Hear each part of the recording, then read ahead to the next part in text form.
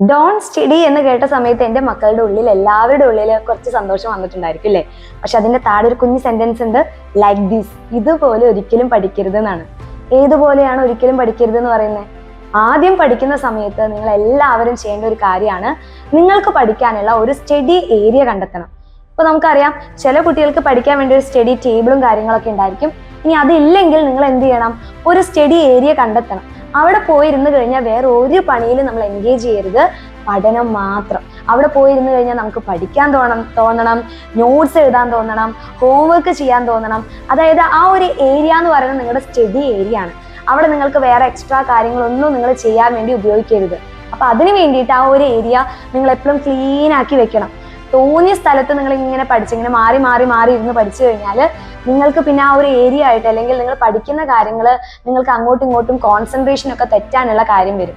അപ്പൊ അതുകൊണ്ട് നമ്മൾ ആദ്യം കാണേണ്ടത് ഒരു ഫിക്സഡ് ആയിട്ടുള്ള സ്ഥലം.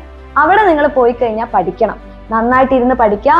അതുകൂടാതെ തന്നെ പഠിക്കുന്ന സമയത്ത് ചില ആൾക്കാർ ചെയ്യുന്ന ഏറ്റവും വലിയൊരു മിസ്റ്റേക്കാണ്, പഠിക്കുമ്പോൾ 1 മണിക്കൂർ കണ്ടിന്യൂസ് ആയിട്ട് ഇരുന്ന് പഠിക്കുക, 1.5 മണിക്കൂർ പഠിക്കുക, 2 മണിക്കൂർ പഠിക്കുക.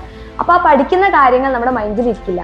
സാധാരണ ഒരു എക്സാം ടൈമിലൊക്കെയാണ് ഈ കാര്യങ്ങൾ നമ്മൾ സാധാരണ ചെയ്ത് കാണുന്നത്. അപ്പൊ ഈ ഒരു എക്സാം ടൈമിലോട്ട് മാറ്റി വെക്കാതെ എന്ത് ചെയ്യുക? പഠിക്കുന്ന കാര്യങ്ങൾ അന്നന്ന് പഠിച്ചു കഴിഞ്ഞാൽ നിങ്ങൾക്ക് ഒന്നും കൂടി എഫക്റ്റീവ് ആവും. അപ്പൊ പഠിക്കുമ്പോൾ ലോങ് ഡ്യൂറേഷൻ നിങ്ങൾ ഇരുന്ന് പഠിക്കണ്ട, കുറേ സമയം ഇരുന്ന് പഠിക്കണ്ട. ഒരു 30 മിനിറ്റ്സ് എഫക്റ്റീവ് ആയിട്ട് പഠിക്കാം. ബാക്കി വരുന്ന സമയം നിങ്ങൾ ബ്രേക്ക് എടുക്കാം. പഠിക്കുന്ന സമയത്ത് കുഞ്ഞു കുഞ്ഞു ബ്രേക്ക് എടുക്കാം. ആ ബ്രേക്കിൽ നിങ്ങൾ ഒരിക്കലും ഫോണിൽ കളിച്ചോ വേറെ പരിപാടിയിലൊന്നും എൻഗേജ് ചെയ്യരുത്.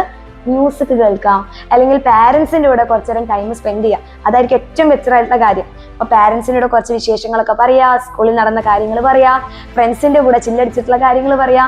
ഇങ്ങനെയുള്ള കുറച്ച് വിശേഷങ്ങളൊക്കെ പാരന്റ്സിന്റെ കൂടെ പറഞ്ഞ് അങ്ങനെ പറഞ്ഞു പോവരുത്. അത് കഴിഞ്ഞ് ബ്രേക്ക് കഴിഞ്ഞിട്ട് തിരിച്ച് നിങ്ങൾ വന്നിരുന്ന് പഠിക്കണം.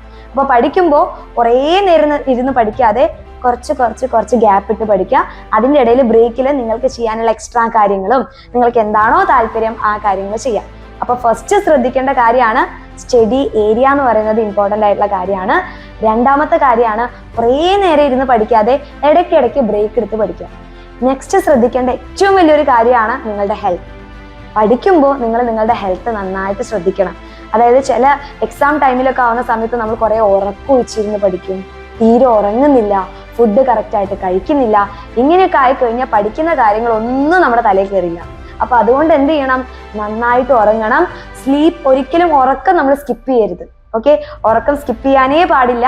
കറക്റ്റ് സമയത്ത്, മാക്സിമം നിങ്ങളുടെ ഈ ഒരു പ്രായത്തിൽ ഒരു 8 മണിക്കൂർ കിടന്നുറങ്ങണം. അപ്പൊ കറക്റ്റ് സമയം കണ്ടെത്തി നിങ്ങൾ എന്ത് ചെയ്യുക? നന്നായിട്ട് ഉറങ്ങുക. അത് വിചാരിച്ച് രാവിലെ കിടന്ന് വൈകുന്നേരം എണീക്കണം എന്നല്ല പറയുന്നത്. എല്ലാത്തിനും ഒരു ടൈം, ഒരു റൂട്ടീൻ. അതായത് നിങ്ങൾ ഈ ചെയ്യുന്ന കാര്യങ്ങൾ കറക്റ്റായിട്ട് തന്നെ കുറേ കാലം ചെയ്തു പോകണം. ഇതൊരു ഹോബി ആക്കി എടുക്കുക. പഠിക്കുന്ന കാര്യങ്ങൾ കോൺസ്റ്റന്റ് ആയിട്ട് എടുക്കാം. ഇപ്പൊ ഇന്ന് പഠിക്കുകയാണെങ്കിൽ നാളെ പഠിക്കുന്നില്ല, മറ്റന്നാ പഠിക്കാം, അതിന് പിറ്റന്നാ പഠിക്കാം. അങ്ങനെ നാളെ നീളെ ആക്കാതെ പഠിക്കുന്ന കാര്യങ്ങൾ ഇന്ന് പഠിക്കുന്നുണ്ടെങ്കിൽ നാളെയും പഠിക്കാം, മറ്റന്നാളും പഠിക്കാം. അത് കോൺസ്റ്റന്റ് ആയിട്ട് ചെയ്ത് കഴിഞ്ഞാൽ പിന്നെ അതൊരു ഹോബി പോലെയോ. പിന്നെ നിങ്ങൾ ഓട്ടോമാറ്റിക് ആയിട്ട് ആരും പറയേണ്ട ഒരു ആവശ്യമില്ല. നിങ്ങൾക്ക് ഈ ഒരു എക്സാം ടൈം വരുന്ന മീറ്റ് ചെയ്യേണ്ട ഒരു ആവശ്യമില്ല.